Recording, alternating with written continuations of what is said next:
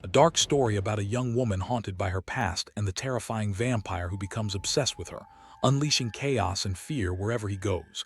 Get ready to relive the adventure as we recap the story of horror and fantasy film today. Nosferatu, production year 2025.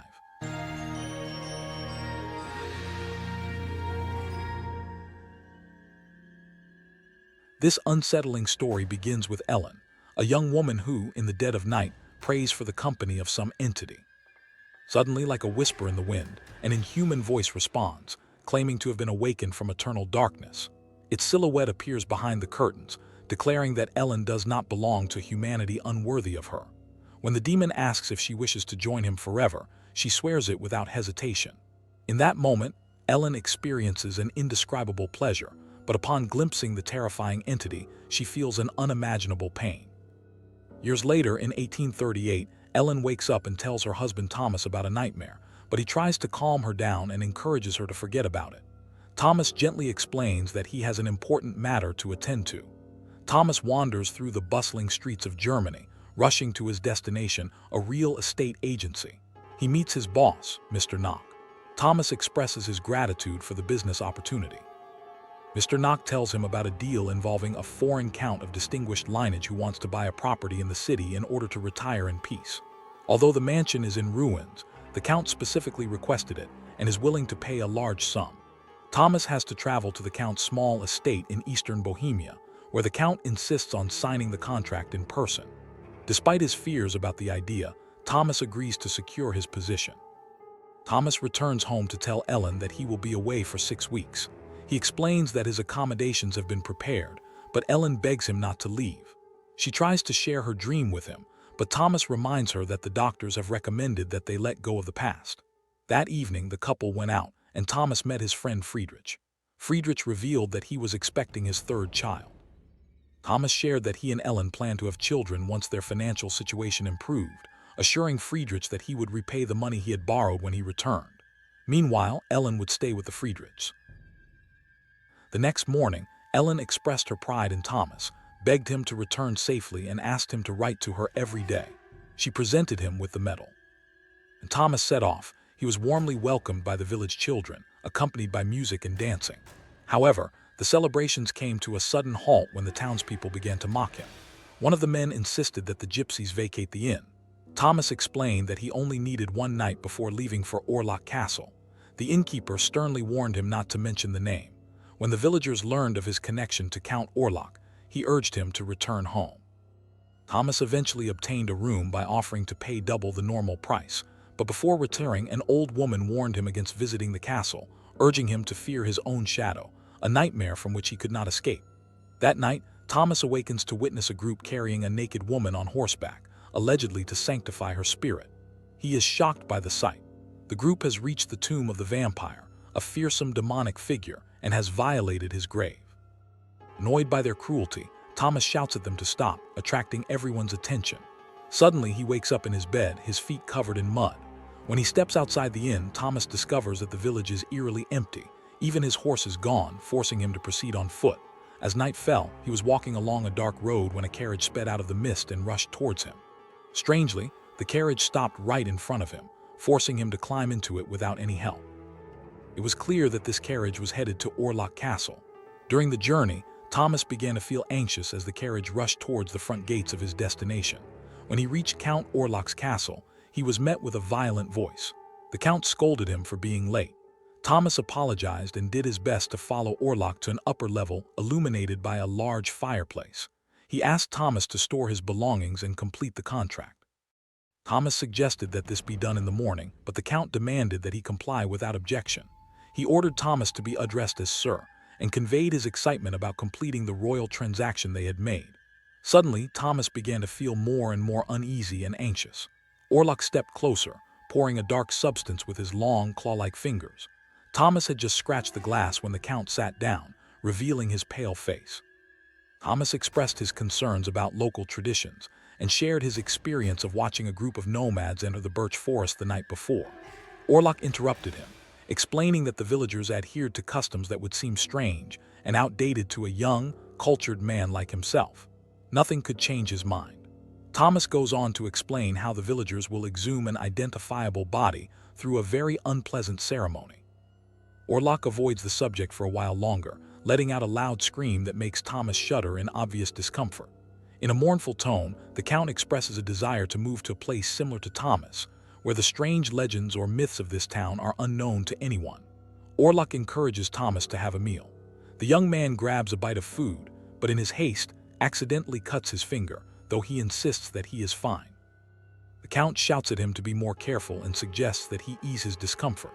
Thomas hears Orlock telling him to move closer to the fire, as stone statues begin moving ominously in his direction.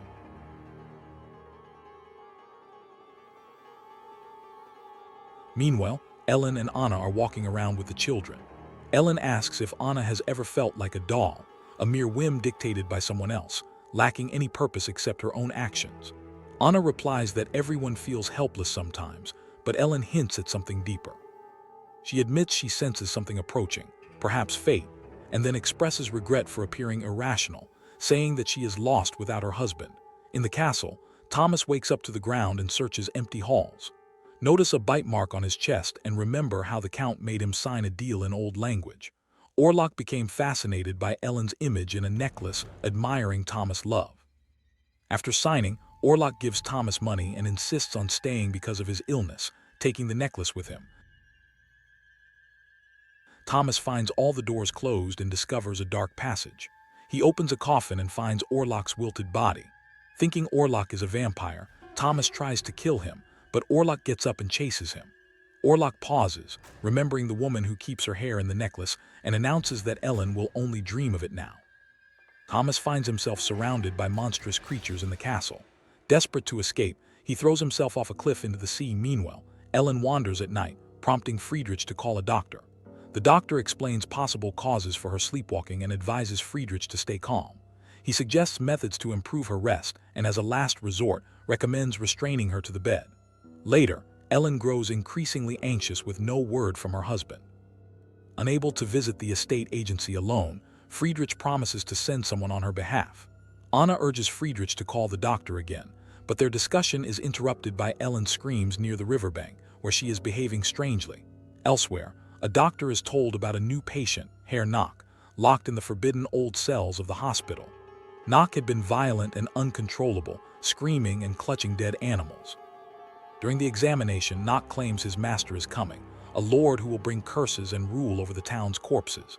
He then attacks the doctor, and even the guards struggle to stop him. Meanwhile, Ellen starts convulsing again for no clear reason. Friedrich meets the doctor, who shares troubling news about Knock's madness and his repeated warning, he is coming. This unsettles Friedrich, making him wish for Thomas's return. A woman and nuns rescue Thomas from a river. They wake him with a ritual, and he whispers Orlock's name. The nuns warn him to stay in the church, as evil cannot enter, and explain Orlock is bound to cursed land. But Thomas knows Orlock is on a ship, heading for Ellen. Thomas arranges for a horse to return to his wife despite his fragile health, as the ship carrying the coffin begins to face serious challenges on its journey. Aboard the ship carrying the coffin, the sailors throw the bodies of their plague-stricken comrades overboard, knowing the disease stems from the cargo. One man ventures below to open the coffin but is met by a swarm of disease-carrying rats. Before he can escape, Count Orlock, now freed, attacks him. Meanwhile, Friedrich seeks a Swiss doctor to help Ellen. The doctor is in town, but Friedrich notes his mentor was expelled for studying alchemy and the occult. The doctor and Friedrich decide to visit Professor von Franz. Dr. Sears apologizes for the interruption while von Franz, engaged in one of his mystical experiments, eagerly recognizes his former student when they mention Ellen's case. Von Franz astonishingly deduces the situation she is in, recalling her long episodes of sleepwalking with striking precision. Upon reaching the Harding estate, von Franz, horrified, insists that Ellen be untied and immediately begins to examine her. He shows genuine dedication, treating her with respect rather than as if she's insane and demonstrating a profound curiosity about her condition, having learned that these episodes have troubled her since childhood. Ellen tries to relay her experiences. The episodes seem like dreams where she can foresee surprise gifts or even predict her mother's passing.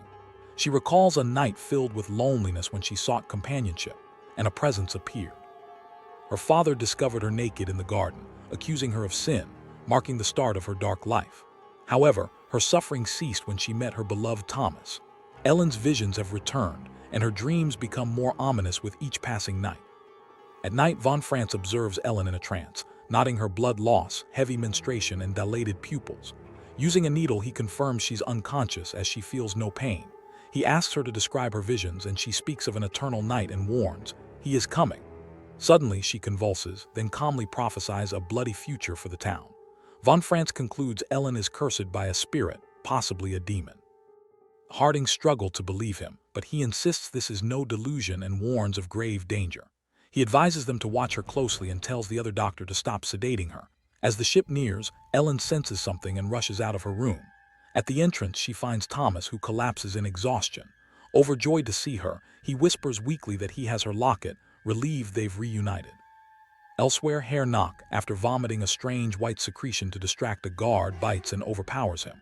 He escapes, running through the streets, proclaiming that his master has arrived. Nock accompanies Count Orlock to his new property. The vampire assures Nock that Thomas, the real estate agent, is still useful. Nock offers to eliminate him if necessary, but Orlock orders him to wait. When Nock suggests bringing Ellen to him, Orlock reminds him that the pact requires her to renew her vows willingly. She cannot be forced. When Nock persists, Orlock slaps him, asserting his authority. The Count keeps Ellen's locket as a symbol of his desire to possess her. Late that night, guards arrive at the house to inform Friedrich that a ship has crashed, bringing the plague to the town.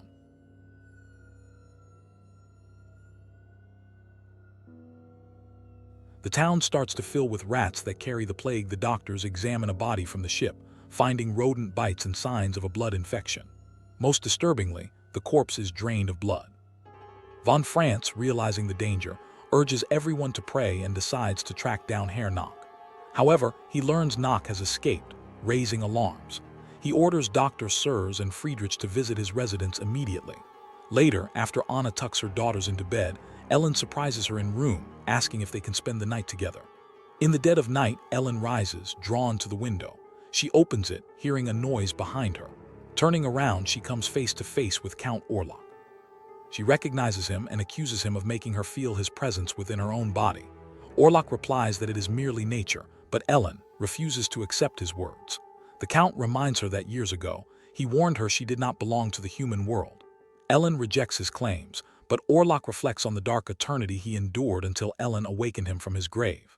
He claims she became his greatest torment, and their fates became irrevocably intertwined. He even reveals that Thomas signed a pact to hand her over in exchange for a bag of gold. Ellen calls him a liar, confident her husband would never betray her, but Orlock makes it clear he has no intention of abandoning his plans. Ellen accuses him of deceit, reminding him she was just an innocent child when he first spoke to her. Orlock insists their destinies are bound, and he cannot feel whole without her. He begs her to remember what they once shared. Just as their lips are about to meet, Ellen confesses how much she despises him. Enraged, Orlock shoves her violently to the ground, calling her a fraud. He promises to be her enemy and gives her 3 nights to change her mind. If she refuses, he vows to make Thomas suffer and destroy her world until she begs for his return. When Ellen wakes from her nightmare, she finds her friend Anna on the floor, surrounded by plague-ridden rats, a grim reminder of Orlock's ultimatum. The hospital is overrun with plague patients, and the doctor warns the city may shut down. Anna, weak and delirious, speaks of darkness and rot, claiming the child in her womb is consuming her. She admits she no longer recognizes herself and begs Ellen to explain what's happening. Ellen tries to warn Friedrich of the looming evil, but he insists she and Thomas leave for everyone's safety. Ellen pleads for compassion, as Thomas is too ill to move, but Friedrich refuses to listen, promising only to pray for them. Ellen accuses him of hatting her, but Friedrich defends himself, saying he's done his best to protect them. Ellen calls him cruel, arguing he only restrained her without truly helping. Tensions rise as the town falls deeper into chaos. Thomas, weak and barely able to stand, relies on Ellen to help him home. Later, von Franz asks to see the Hutter couple, but Friedrich says they've already left. Desperate, Friedrich asks how to defeat the demon, but von Franz admits he's never faced a Nosferatu. He suggests forcing the creature to return to its burial soil before dawn. Frustrated, Friedrich dismisses the doctors, refusing to hear more about demons. He insists they focus on the plague ravaging the city, rejecting further explanations. The doctors decide to find Herr Nock, knowing he made a pact with the shadow. At his office, they find a corpse and mysterious writings, which Von France begins to decipher.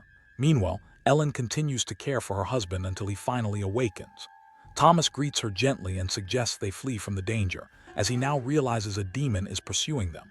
However, Ellen confesses that she already knows the demon, leaving Thomas bewildered. She reveals that years ago, in her search for comfort and companionship, she summoned the demon. At first, it was wonderful, but over time it became a source of torment, feeling like her undoing. Ellen explains that the demon embodies her shame and the melancholy that has haunted her ever since it became her lover. Now, the Count has returned and discovered her marriage. Desperate, Ellen pleads with Thomas not to touch her, insisting that no one should. Suddenly, she recalls that he never wrote to her from the castle and accuses him of forgetting about her. She reproaches him, claiming the Count revealed the pact Thomas signed to sell her, questioning where the money is that was supposed to secure them a home and a promising future. As Ellen begins to struggle with an uncontrollable urge, Thomas tries to justify his actions, explaining that he left to ensure a better future for them. Ellen gasps, writhing in pain, and declares they should never have married. Soon, her body convulses violently, and a white liquid spills from her mouth as her eyes roll back. Alarmed, Thomas rushes to find the doctor, but Ellen regains consciousness. She crawls toward him and accuses him of being unable to satisfy her the way the Count does in her dreams. Thomas pins her down, reminding her of his love and vowing never to leave her side. He promises to destroy the demon to end her suffering and prevent the world from descending into chaos. Meanwhile, Von France continues researching how to banish the demon. He discovers that a woman must share a bed with the demon and declare her love before the rooster crows. This sacrifice will break Nosferatu's curse and end the plague. Realizing Ellen is the key, her fate seems sealed. At night, the Harding girls' horrifying screams echo through the house. Anna, unable to wake her husband, stumbles upon Count Orlock feeding on the girls' blood and then their pregnant mother. At the funeral, Harding is shattered, while Ellen, numb with grief, stands beside Von France. He insists they must talk, but Harding blames Ellen for the tragedy due to her erratic behavior. Von France reveals a bite mark on his chest, proving the demon is real. Returning home, the group seeks a solution. Friedrich apologizes, overwhelmed by grief, while the others plan to destroy the beast. They decide to sanctify Nosferatu's burial ground, destroy his coffin to remove his refuge, and attack him directly at dawn. If the plan fails, Ellen knows she must offer herself, aware of the Count's obsession with her. The doctor urges her to keep searching for another solution, but Ellen insists she's done nothing wrong and doesn't need saving. The doctor fears Nosferatu is immune to Thomas, attacks and believes Ellen is their only hope. Before leaving, the doctor asks Ellen to distract Thomas and promises to prevent him from suspecting their plan. Later, Ellen makes her husband promise to return only after the Count is dead, knowing Nosferatu has no power over him. As Thomas prepares to search for Friedrich, he discovers his friend isn't home and tracks him to the cemetery where Friedrich's family is buried. There, Friedrich, distraught, tells his late wife he'll never sleep again and opens her tomb to kiss her one last time. When Thomas and the others arrive, they find Friedrich lifeless beside his wife's body. Heartbroken, they cremate both bodies before heading to Orlock's mansion. Thomas and the others navigate a rat-infested hall to reach the vampire's coffin. As they attack, they realize they've mistakenly killed Nock instead. Von France sets the Count's chambers on fire, but Thomas refuses to stay, determined to return to his wife, knowing the demon has gone after her. When the doctor explains Ellen is the only solution, Thomas realizes Von France knew Orlock wouldn't be there. He accuses him of being immoral but leaves resolutely, refusing to watch the flames consume everything. The demon declares it is the third night. Ellen opens her bedroom window to summon Orlock. Ellen waits for the demon in her room, dressed as a bride. Orlock emerges from the shadows and asks if she willingly accepts him. She confirms, renewing their bond and uniting their spirits and bodies, making her entirely his. The pact is sealed with a kiss and a ritual as he drinks her blood throughout the night. As dawn breaks, Orlock realizes he's been deceived, and in a fit of despair, he screams as he bleeds out and turns into a lifeless body, with Ellen in his embrace, also succumbing to her fate. By the time Thomas arrives, it's too late. Ellen is consumed, having sacrificed herself to free the city from Nosferatu's plague. Von France concludes by stating that thanks to Ellen's sacrifice, the rest of the town was spared from the curse of Nosferatu. And showing this story ends here. Appreciate a subscribe and please remember to like. Thanks for watching.